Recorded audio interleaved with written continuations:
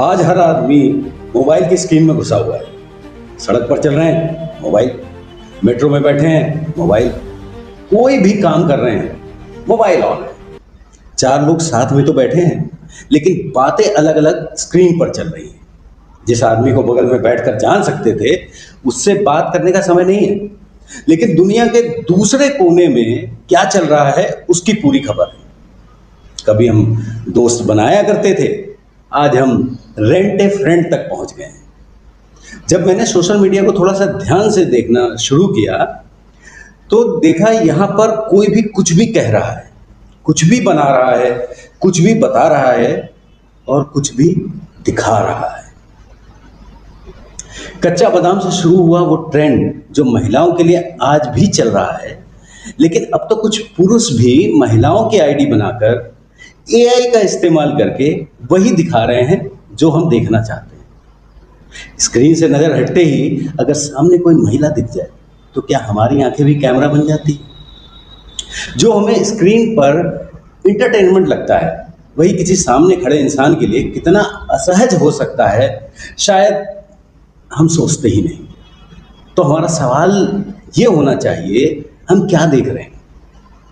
अभी हाल ही में एक घटना हुई, उस पर कितने सारे वीडियो बने, इतनी बातें हुई।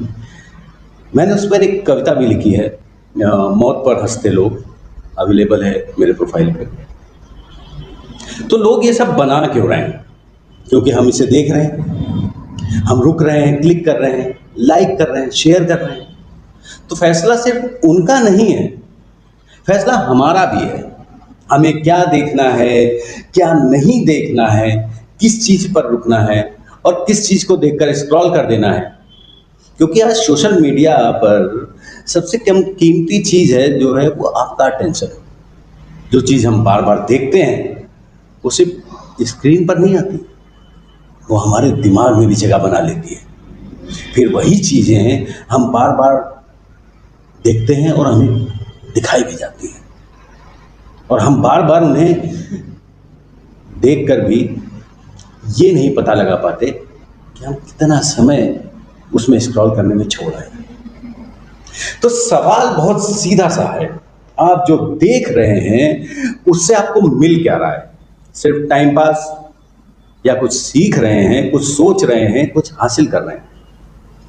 और यही कारण था मैंने अपनी डायरी खोली।